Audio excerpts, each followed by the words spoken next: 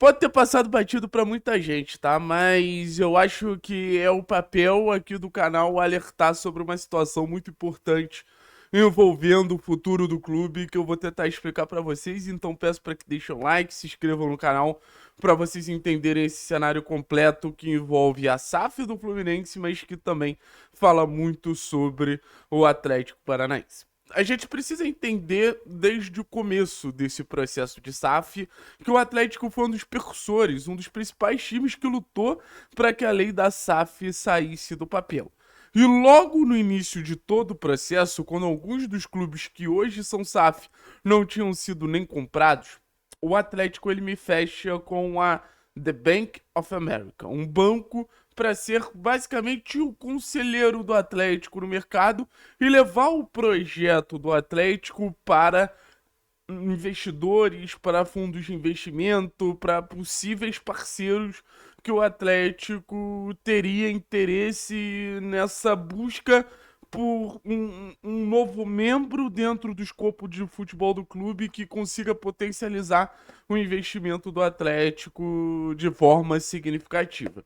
E o The Bank of America passou 2, 3 anos sendo esse advisor do clube, sendo esse conselheiro do clube, e a realidade é que o The Bank of America pouco fez. Levando em consideração todo o gap que o The Bank of America tem no mercado, foi um processo muito decepcionante de uma parceria envolvendo o The Bank of America e Atlético que prometia muito e entregou muito pouco. Aí, o Atlético foi lá e virou o jogo, e mudou o jogo. The Bank of America, a gente não tem mais vocês como o nosso conselheiro. A gente não tem mais vocês como esse banco que presta essa consultoria de mercado para o Atlético. Quem vai fazer esse papel agora vai ser o BTG.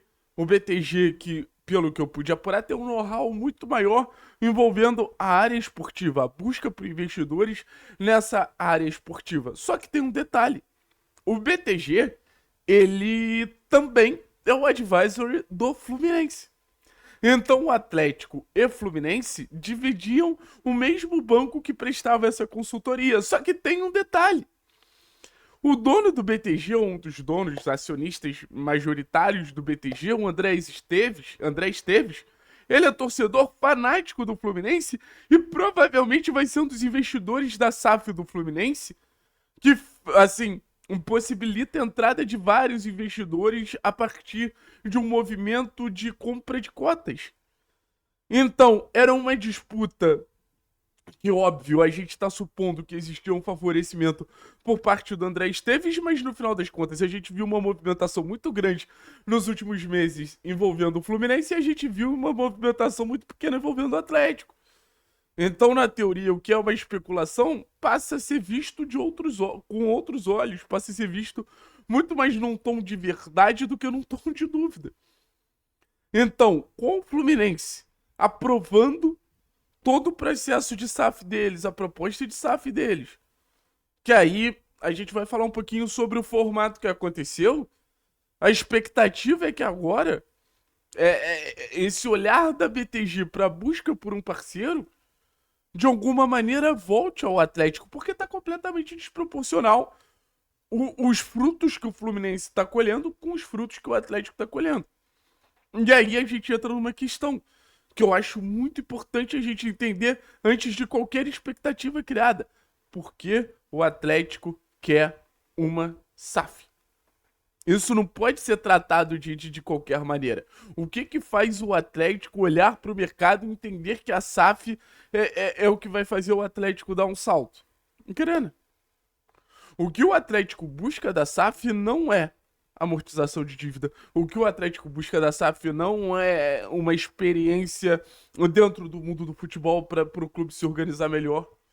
O Atlético busca grana para que possa contratar jogadores jovens mais relevantes e, a partir disso, poder fazer todo o processo que o Atlético já faz. O Atlético não vai mudar a identidade dele como clube formador. Se a sua expectativa em relação à chegada da SAF é essa, cara, tira seu cavalinho da chuva.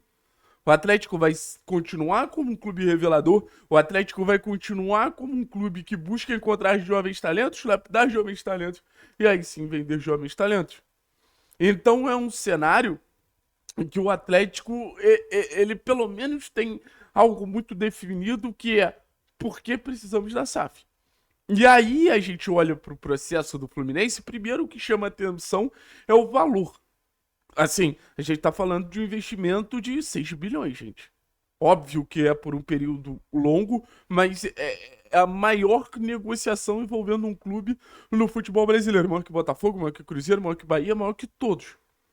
Então isso é muito expressivo. E o que entra na narrativa do Petralha, que de alguma maneira ele tá certo, que o investimento no futebol brasileiro ele pode ser maior do que o investimento pequeno que alguns clubes conseguiram. O que o Petralha falou que alguns clubes vão ser negociados pelo valor de jogadores está se mostrando correto. A questão é que esse investidor ainda não chegou no Atlético. Então o Petralha, de certa maneira, ele tem uma leitura boa desse processo de SAF. A questão é que os argumentos para fazer o Atlético ser um clube atrativo para o mercado até agora são muito insuficientes. Por isso que o Petralha não conseguiu vender a SAF do Atlético. Questão de gestão, questão patrimonial, questão de venda de jogadores ainda é muito ínfimo para que esse convencimento chegue ao mercado no ponto deles olharem e falarem: putz, o Atlético é um clube legal de se investir. E aí a gente entra em outro aspecto da SAF do Fluminense.